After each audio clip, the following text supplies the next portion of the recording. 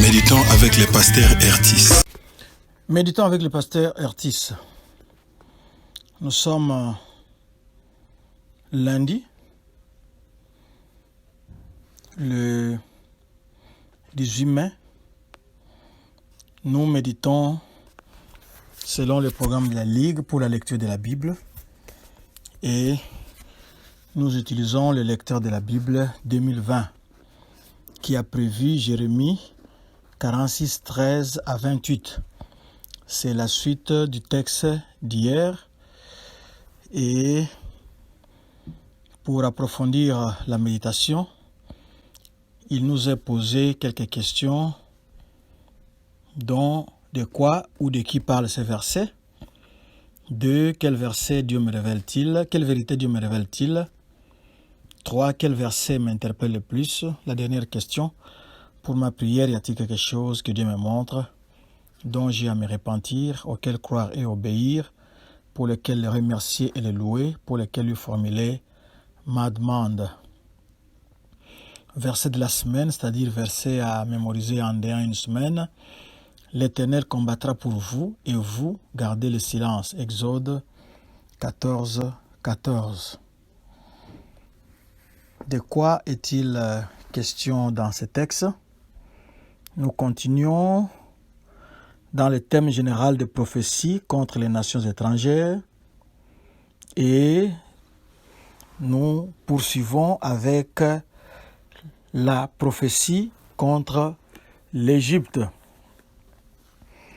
Là-bas, dedans, nous avons la destruction qui va s'abattre sur l'Égypte et cette destruction viendra du nord et enfin Jacob devra retourner. Il va retourner. Il sera restauré par Dieu. Prions. Seigneur Dieu Tout-Puissant, sois béni, sois élevé, sois exalté. Toi le Dieu incomparable, toi l'Éternel des armées, toi qui fais ta loi sur les nations païennes comme sur les nations juives, c'est parce que tu es le Dieu de tout l'univers. Aide-nous à comprendre ton message dans ces passages. Au nom de Jésus-Christ. Amen. Shalom bien-aimés. Nous allons prendre du verset 15 au verset 18. Et nous allons lire seulement la première partie du verset 15. Pourquoi tes vaillants hommes sont-ils emportés? La chute des divinités, c'est-à-dire des idoles devant Yahweh, pendant les jugements, c'est un terme qui revient beaucoup dans les oracles contre les nations. C'est un thème très récurrent dans ces prophéties. Et au verset 17, on nous dit ceci. Là, on s'écrit Pharaon, roi d'Égypte, ce n'est qu'un bruit. Il a laissé passer les moments. Oui, Pharaon n'était qu'un bruit qui a manqué, qui a raté, qui n'a pas pu saisir l'opportunité, l'occasion qui s'était offerte à lui. Parce que, bien qu'il soit allé aider Jérusalem qui était assiégée, mais il avait battu en retraite devant les Babyloniens. Le fait d'avoir tourné le dos devant l'ennemi, c'est ce que Jérémie dit ici dans sa prophétie, il a raté l'opportunité. Il a raté le moment. Il a laissé passer les moments, c'est-à-dire il n'a pas su saisir l'opportunité qui s'offrait à lui. Jérémie avait prophétisé contre ce pharaon. Il avait dit dans Jérémie 44:30 qu'il sera tué par ses ennemis. Et cette prophétie s'était accomplie 20 ans plus tard, lorsque un de ses généraux avait mené une révolte qui avait abouti au meurtre de ce pharaon. Au verset 18, le verset 18, on nous dit ceci: « Je suis vivant, dit le roi, dont l'Éternel des armées est le nom. » Ce roi-là s'appelle l'Éternel des armées. C'est lui qui commande les armées qui sont aux cieux, et c'est lui aussi qui commande toutes les armées qui sont sur la terre, même si on ne les reconnaît pas. On nous parle de deux montagnes ici, au verset 18, comme le mont Tabor, comme le mont Carmel. Le mont Carmel est connu par beaucoup de chrétiens du fait que c'est là que le prophète Élie avait prié pour que la pluie puisse revenir. C'est dans 1 Roi 18:42. Tandis que sur le mont Tabor, c'est là que Barak avait suivi les instructions de Déborah, qui était juge en Israël à cette époque-là. Et c'est là que son armée s'était réunie. Nous sommes au à partir du verset 25 et 26. 25, l'Éternel des armées, le Dieu d'Israël, dit: « Voici, je vais châtier Amon de No, Pharaon, l'Égypte, ses dieux et ses rois. Pharaon et ceux qui se confient en lui. » Ça c'est 25.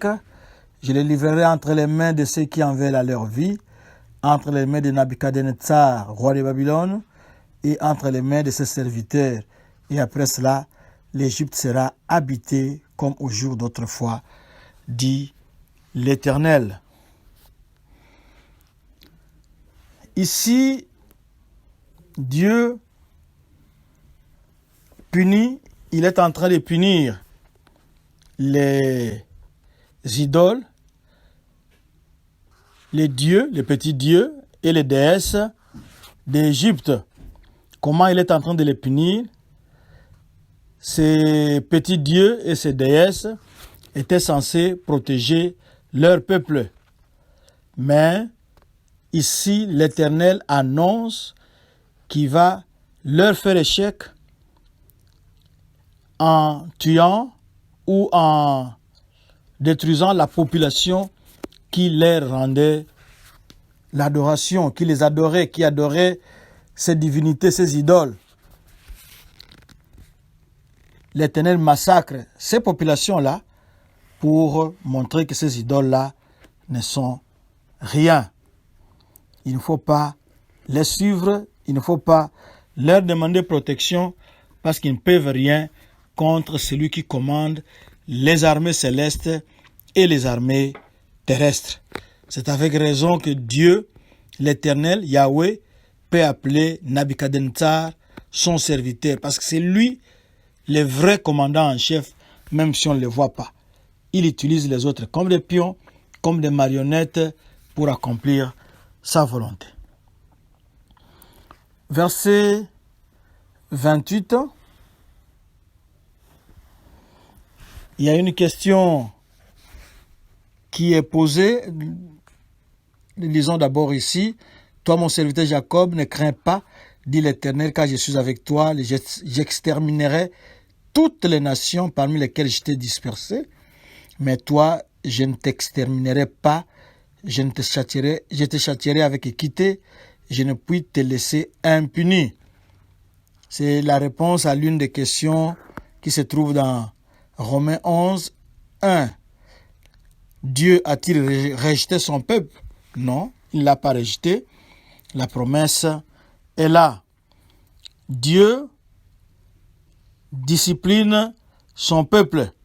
Pourquoi? C'est pour qu'il lui revienne, pour qu'il retourne à Dieu, pour que son peuple retourne à lui. Il utilise la punition.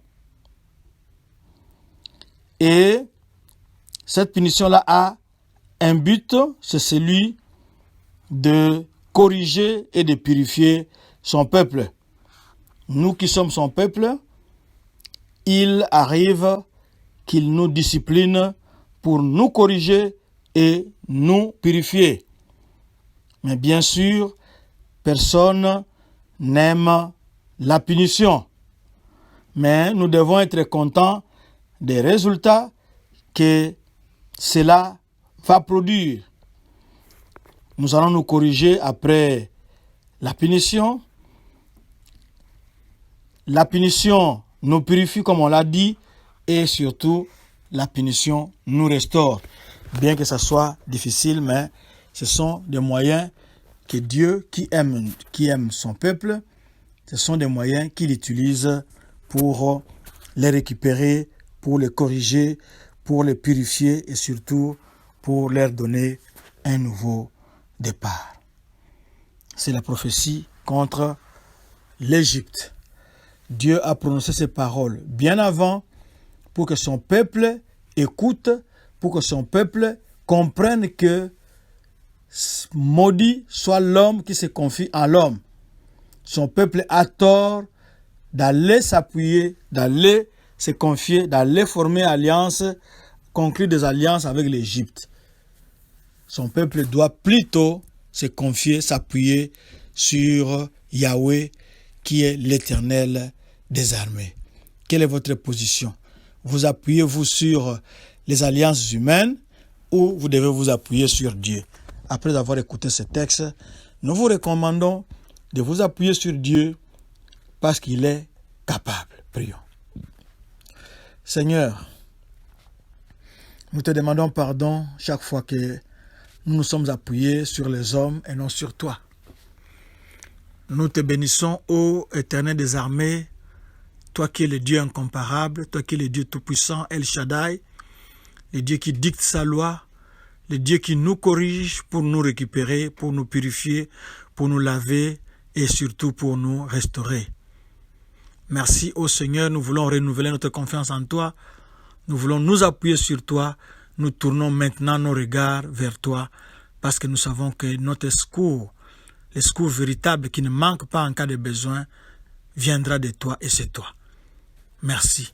Au nom de Jésus-Christ. Amen. Notre adresse www.eglisedoxadeo.com.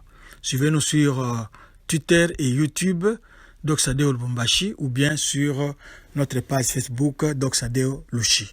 Shalom, shalom, ciao.